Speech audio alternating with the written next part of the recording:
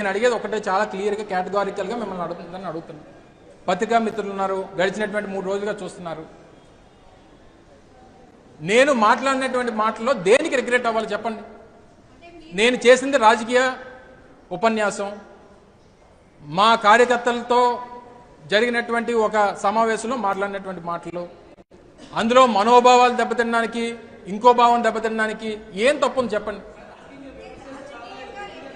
నేను రాజకీయంగానే చేశా. మరి నన్ను అన్నదేంటి? కానీ నన్ను అంటే ఎవరిని అన్నట్ట?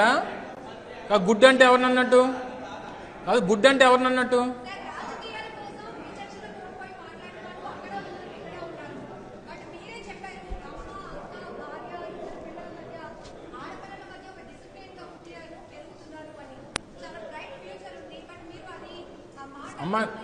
అమ్మ ఇందులో నేను రిగ్రెట్, నేను తప్పు మాట్లాడలేదు రిగ్రెట్ అవ్వడానికి.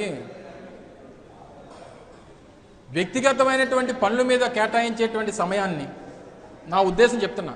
నేను మళ్ళీ ఆ పదాలు కూడా వాడదలుచుకోలే. నేను చెప్తున్నాను కదా, నా పొలిటికల్ కామెంట్ అది. It's not my policy, it's a political comment.